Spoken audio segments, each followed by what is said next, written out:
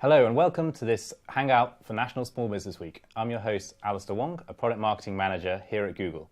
And I'm joined today by DJ Kerry. DJ is the Global Creative Director at Epsilon, one of Google's creative partners. He has over a decade of experience in various agencies in New York and San Francisco in an interactive and broadcast capacity, and now brings lots of big ideas, a great creative team, and lots of energy to the world of Google. So welcome, DJ. Thanks for having me. So our topic today is all about websites.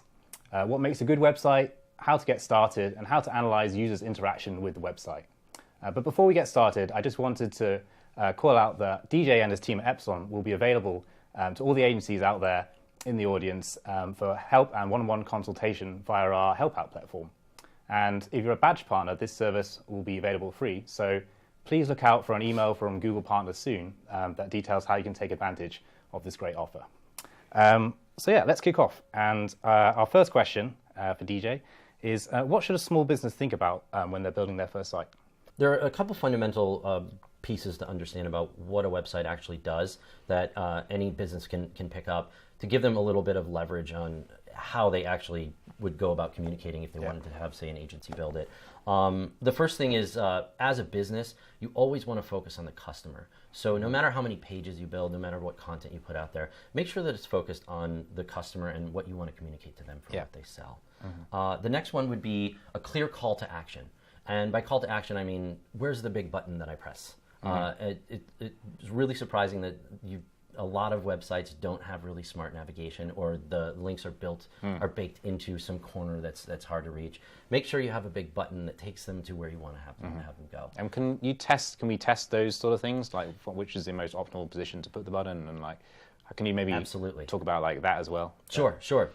You can absolutely, you can test anything on your website. You can test the products, you can test the landing page, you can test where you drive customers into the landing page via social, via email, and you can test even something as simple as the verbiage that you put inside the button. You know, buy this today, or come see our new products.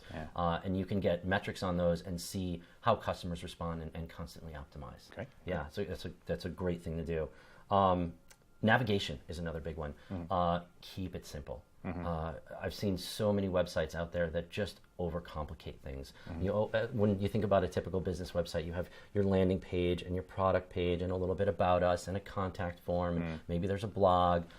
Those are 5 core links, but beyond that, you really don't need much. And the content on there should be short, to the point, and focus on communication.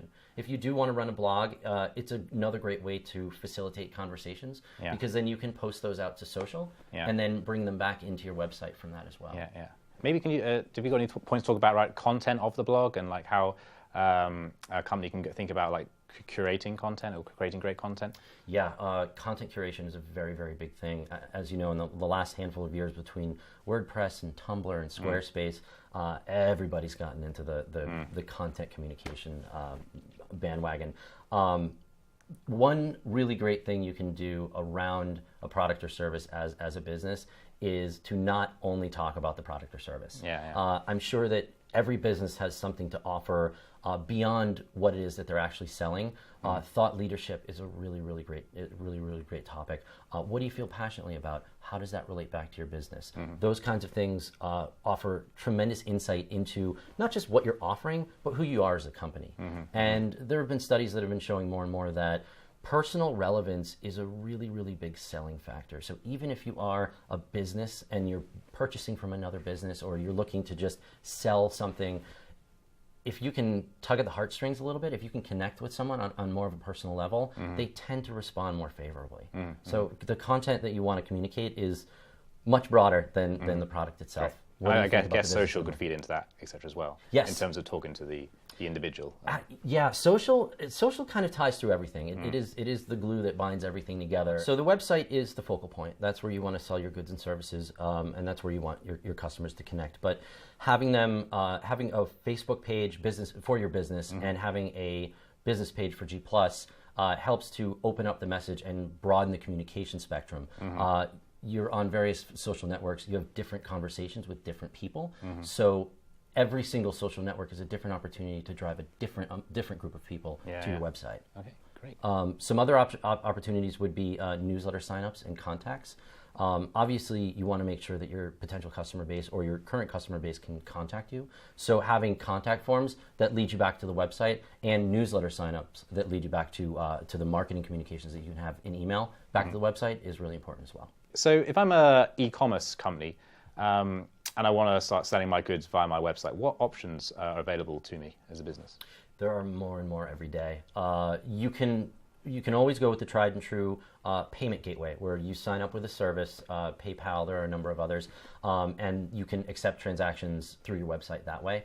But then now there are these all-in-one services like Shopify, and what they allow you to do is set up your inventory as well as the payment gateway all in one step. Okay. And they integrate with things like WordPress, where you can just set it up through Shopify, and the entire checkout process is taken care of in one fell swoop. Oh, great.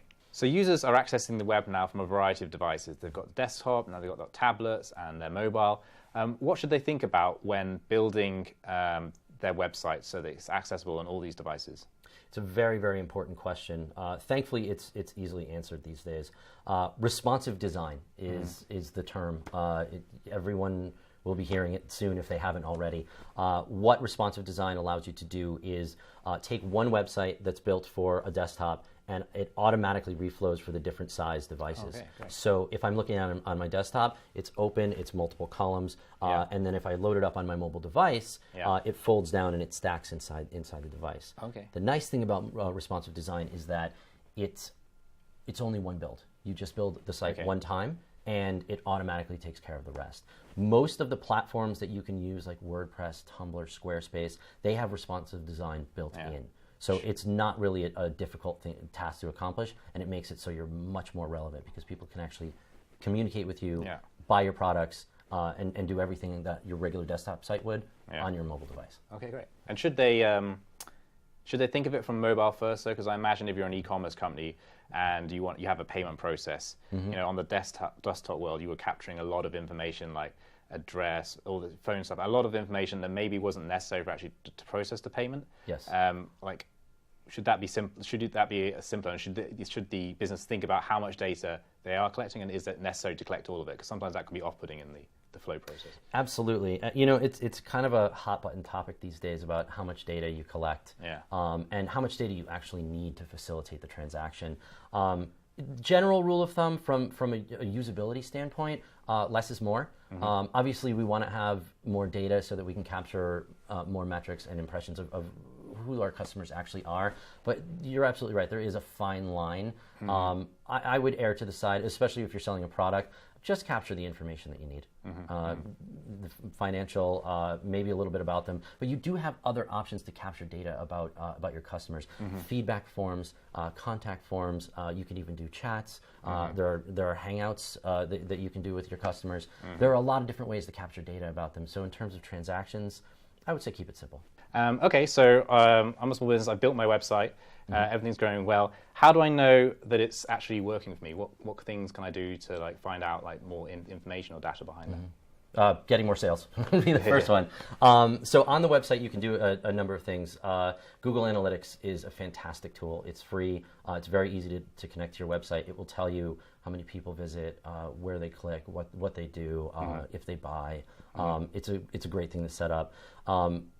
Can be a little bit complicated for people that don't have the website knowledge, which is why agencies actually provide good services to do things like that. Another one is search engine optimization. Okay. This is huge, and it's also extremely complicated.